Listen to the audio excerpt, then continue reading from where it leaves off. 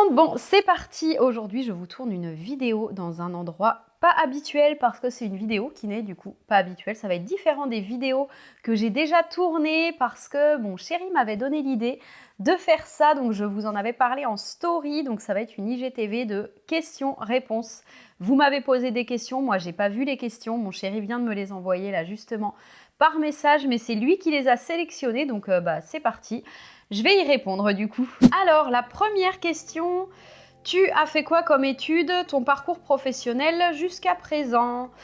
Alors, vous avez le temps parce que du coup c'est long. Donc, j'ai d'abord débuté dans la mode avec un BEP métier de la mode et une mention complémentaire. Ensuite, je suis partie dans l'esthétique, dans la coiffure et dans le commerce, tout simplement parce que je voulais être conseillère en images. Donc, je voulais avoir les bases de toutes ces choses-là pour pouvoir faire ça. Sauf que je suis tombée enceinte à 21 ans et mes projets de carrière ont un petit peu changé. Donc voilà, après quand j'ai eu ma fille, j'ai bossé en tant que vendeuse et puis le boulot de vendeuse ne me plaisait plus, ne me convenait plus. Donc j'ai laissé tomber mon CDI pour un CDD de 6 mois. Je suis partie dans l'inconnu pour être assistante d'éducation dans un lycée, rien à voir, j'avais jamais fait ça. Mais franchement, j'ai surkiffé, c'était une expérience de dingue. Et puis aujourd'hui, plus rien à voir, hein. Je bosse sur les réseaux, donc désolé papa, désolé maman pour ces études qui ont coûté un bras, je suis plus dedans. Ensuite, comment ne pas craquer sur un petit carré de chocolat noir en période de sèche? Eh bien, tout est dans le mental. Là, vraiment, c'est à vous et vous seul de vous dire, de garder vos objectifs en tête. Et de vous dire si ça vaut le coup de casser la diète pour un petit carreau de chocolat. Enfin, moi, je sais que quand je suis vraiment focus et je suis à fond sur mon objectif, tout se joue au mental, en fait. Donc voilà, je lâche pas, c'est tout. Mais ça, c'est à chacun de gérer son mental. Pourquoi aimes-tu voyager? Eh bien, parce que c'est la vie, tout simplement. Non, les voyages... Depuis que je suis toute petite, je voyage. Mes parents m'ont fait voyager énormément. Mon papa était un grand voyageur, il a voyagé dans plein de pays. Donc pour nous, c'était logique que je fasse voyager mes enfants comme mon père m'a fait voyager. Donc voilà, c'est juste, c'est génial de découvrir de nouveaux pays, de nouveaux paysages, de nouvelles cultures. Les voyages, c'est la vie, quoi, tout simplement. Il faut voyager vraiment, il faut découvrir autre chose, il faut sortir de notre routine habituelle. Prendre un peu de risque, découvrir, non, les voyages, vous le savez, c'est énormément pour moi, ça compte vraiment beaucoup. Ensuite, est-ce que ton train de vie financier a changé depuis que tu es devenue influenceuse? Alors, je ne suis pas juste influenceuse, avec mon compte, il y a ce côté-là, oui, mais après, je suis assistante de Victoire, donc ça, c'est un boulot d'assistante normale, mais c'est vrai que oui, dans le sens, est-ce que mon aspect... Mon train de vie financier a changé depuis que je bosse sur les réseaux, on va dire.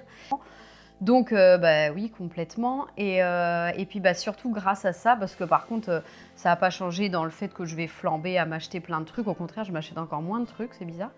Mais c'est plutôt pour notre projet, pour notre road trip, que ça a changé quelque chose parce qu'on s'était donné 5 ans. On a pu avancer la date de 2 ans, même si là, elle va être certainement reculée d'1 an. Bon, c'est une autre histoire. Mais ça nous a aidé pour ça parce que ça m'a aidé dans le sens où j'ai enfin pu mettre de l'argent de côté pour le road trip parce qu'avant c'était hyper compliqué de mettre de l'argent de côté. Donc voilà, merci à ce nouveau boulot sur les réseaux que je kiffe et qui fait que je peux en plus faire des projets, faire de superbes projets. Enfin voilà, ça a changé qu'en positif. Est-ce que vraiment, mais vraiment, on va vous manquer pendant votre road trip? Ça, c'est Tounia ou c'est Charlotte ou c'est quelqu'un comme ça. Alors non, si c'est vous, pas du tout. Au contraire, ça va être génial de ne plus vous voir. Non, c'est faux.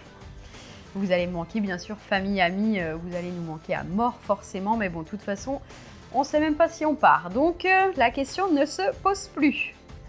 Alors, qu'est-ce qui est le plus dur pour toi dans la vie générale? Alors, franchement, là... Non, là, je vois pas quoi répondre à cette question-là. Rien ne me semble dur. Après, si j'avais pas la santé, si un de mes proches n'avait pas la santé, ça serait quelque chose de difficile. S'il y avait un décès, ça, c'est quelque chose de difficile. Mais sinon, tout le reste, c'est pas difficile. On peut tout faire, tout surmonter, je pense. Mis à part santé et décès. Comment tu fais pour rester focus sur ton objectif une fois après avoir commencé? Eh bien, pareil que le carreau de chocolat de tout à l'heure, tout est dans la tête, vraiment tout est dans le mental. Il faut juste se rappeler de son objectif. D'ailleurs, je ne sais pas si vous allez le voir de loin, mais moi dans mon téléphone, mon fond d'écran c'est mon body goal en gros. Donc voilà, dès que j'ai envie de craquer sur un truc ou quoi, eh ben, je regarde cette photo et je me dis non, Katia, reste focus, ne perds pas de vue ton objectif, mais voilà, ça c'est pareil, tout se passe dans le mental. Le basket te manque. Ça, c'est certainement une fille avec qui je faisais du basket. Alors, pas vraiment, j'étais pas très douée. Alors, vous voir, oui, ça peut manquer, mais le basket, à savoir que mon père est passionné de basket, donc voyage basket, c'est mon père, voyage basket. Et du coup, pour lui faire plaisir, je l'ai suivi partout pour aller voir les matchs de Cholet Basket. On faisait les déplacements. Depuis que je suis toute petite, je le suis, donc je faisais ça pour lui faire plaisir. J'ai fait 4 ans de basket pour surtout lui faire plaisir. Et en plus, c'était mon coach de basket. Donc, c'était pas facile, quoi. Et non, ça allait. Non, franchement, c'était des très bonnes années, mais j'étais pas très douée, quoi. Alors, quelle a été la réaction de ton entourage, famille, amis, collègues, face à ta transformation? Eh bien, ma famille, par exemple, au début, ils ont trouvé ça plus marrant qu'autre chose parce que moi, le sport, on n'était pas du tout amis. J'étais une grosse feignante, donc c'était un peu... ça faisait bizarre, mais maintenant, ils ont tous beaucoup de fierté. Ils sont très contents pour moi. Voilà, une réaction normale. Ils sont tous vraiment très contents pour moi. As-tu voulu 2 enfants ou est-ce ton nouveau corps qui te freine à en avoir de nouveau? Ah non, ça n'a rien à voir avec mon corps. Vraiment, déjà, après avoir eu ma fille, je voulais rester sur un seul enfant. L'accouchement, la grossesse, tout ça, ça m'avait bien freinée. Mais après, quand elle a été à l'école, on s'est dit, allez, on va avoir un deuxième enfant. Mais non, 2 enfants grand max. Nous qui aimons, qui sommes passionnés de voyage, à partir de 2 ans, les enfants, ça coûte le même prix qu'un adulte. Donc ça coûte un bras. Donc par rapport à nos projets, par rapport à tout ça, je passe mon tour. Clairement, c'est fini. 2, c'est bien assez, ils sont grands, ils commencent à se débrouiller, à être plus autonomes. Donc laissez-moi tranquille, j'en veux pas d'autres. Es-tu mariée? Sinon, aimerais-tu faire un mariage traditionnel khmer? Non, je suis mariée juste avec ma maman, avec sa belle petite bague. Mais non, un mariage, je suis pas du tout mariage. Donc c'est certain qu'en France, il n'y aura pas de mariage.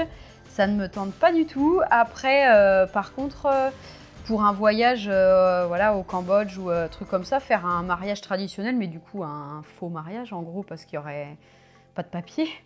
Mais ouais, quelque chose de traditionnel, ça me tenterait, mais un mariage ici, non, pas du tout.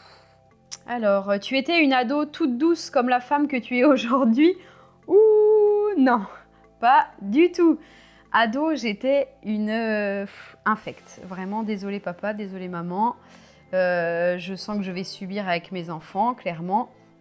J'étais très très nerveuse, j'avais un caractère de feu, vraiment je supportais pas du tout l'autorité, parents, profs et compagnie, je n'y arrivais pas, je supportais pas.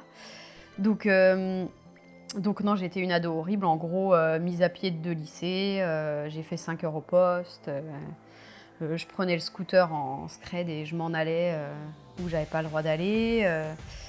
Je les ai toutes faites, hein, vraiment, non, ado, j'étais une horreur. Par exemple, une anecdote, c'est vraiment pas bien. Mais vraiment, l'autorité, c'est quelque chose qu'on me donne des ordres, qu'on me dise quoi faire. J'ai jamais supporté ça, même mon chéri encore aujourd'hui, même mon entourage, hein, ils le savent. Si on me demande de faire quelque chose, si on me donne des ordres, je le ferai pas. Parce que je sais ce que j'ai à faire. Mais bon, quand j'étais plus jeune, forcément, je savais peut-être pas forcément. Enfin bref. Et donc, quand j'étais au lycée, une de mes profs m'a confisqué mon téléphone parce que je regardais juste l'heure. Réellement, je regardais juste l'heure en plus. Et donc, elle me l'a confisqué. J'ai pas du tout apprécié.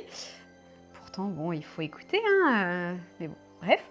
Et donc, à la fin du cours, je l'ai suivie partout pour qu'elle me rende mon téléphone. J'étais derrière elle en mode, j'attends. J'attends mon téléphone. J'ai été jusqu'aux toilettes la suivre. C'était n'importe quoi.